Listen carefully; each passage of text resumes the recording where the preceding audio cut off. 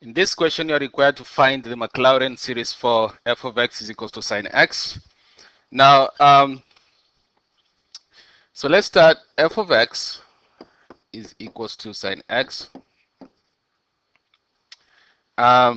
which means f0 will be equal to 0. And then we have to find the derivatives and values of those derivatives at x is equals to 0.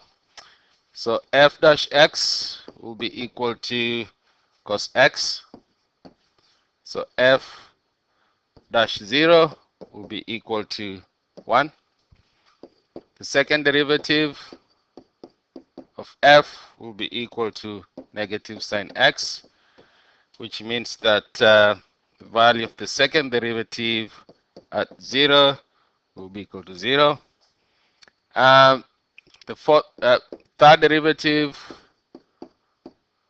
will be equal to negative cos x, which means the value of the third derivative at 0 will be equal to negative 1. And we can go ahead again, just doing the same thing. The fourth derivative of x will be equal to sine x.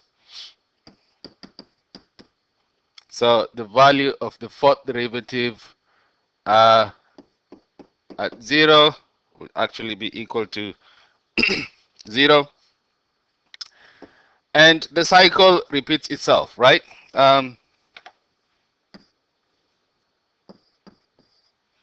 It keeps on going on, so the cycle repeats itself.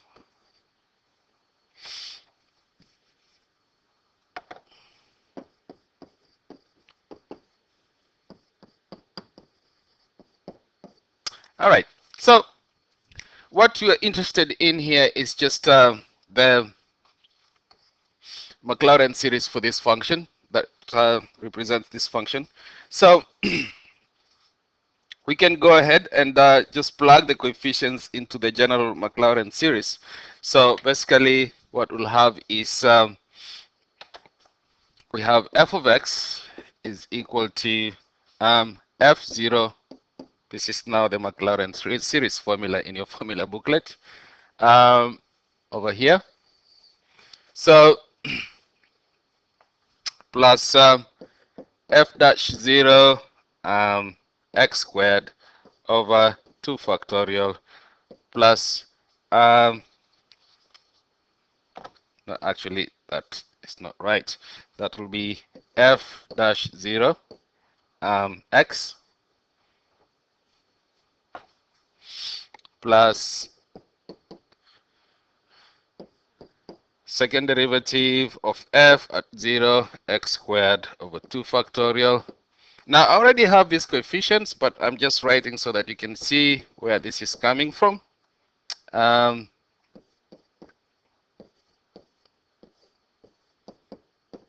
so on and so forth. All right.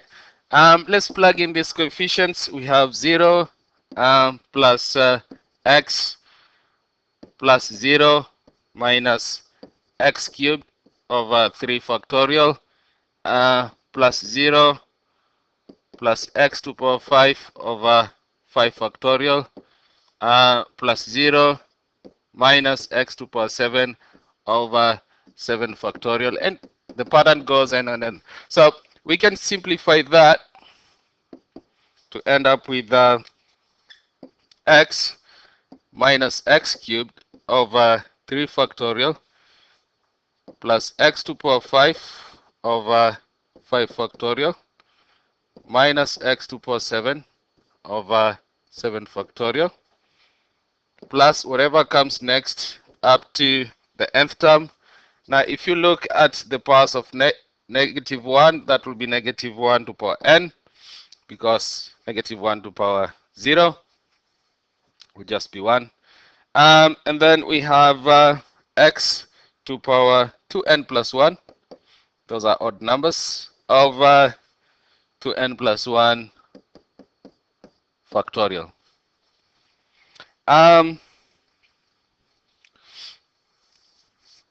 So, and this goes on up to infinity. So we can carry on. So that's basically what's required. So just checking if I missed anything. Um, so yep, we can conclude and say, sin x then is equals to, or f of x is equals to the sum from n is equals to 0 to infinity of, and you can just plug this, here, x to power 2n plus 1.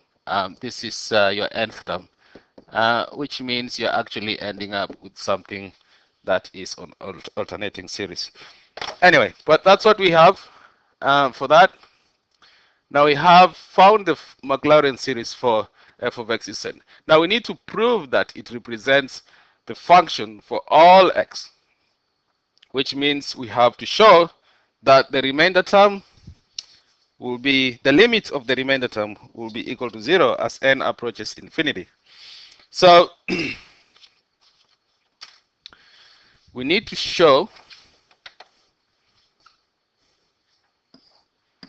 so we need to show that the limit as n approaches infinity of the remainder term, the magnitude of the remainder term will be equal to 0.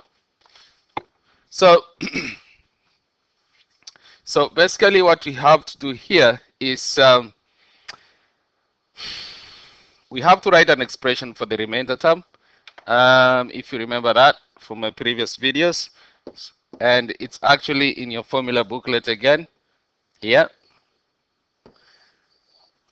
So I can erase some of these things now.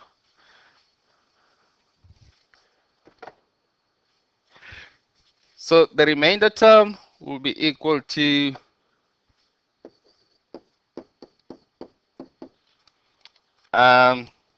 absolute value of f n plus 1 at z x minus c to power n plus 1 over n plus 1 factorial. Anyway, so what do we need here? What we need is we know that c is equals to 0. So c is equals to 0. And we know that the absolute value here, we are finding derivatives of sine x, which could be cos x, sine x, cos x. We know that the absolute value of the nth plus 1 derivative of f at z is less than or equal to 1. So basically, we'll choose 1 in place of this. So in place of this guy here, we'll just write 1. All right. So in place of this guy here, we'll just write 1. So what I'm going to do next is just write that expression. So what you're going to have is the absolute value of x to power n plus 1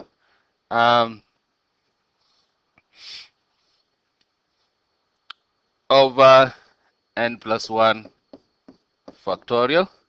All right.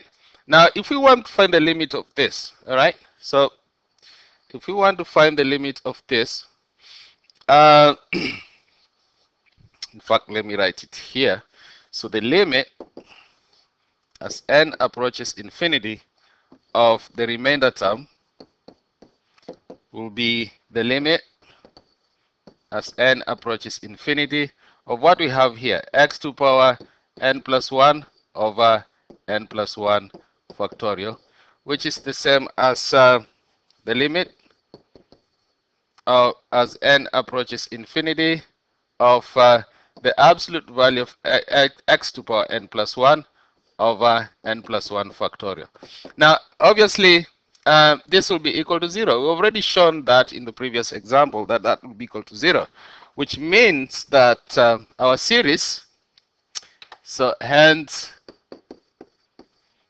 sin x will be equal to the sum from n is equals to 0 to infinity of -1 to power n x to power 2n plus 1 over 2n plus 1 factorial for all x that are members of real numbers.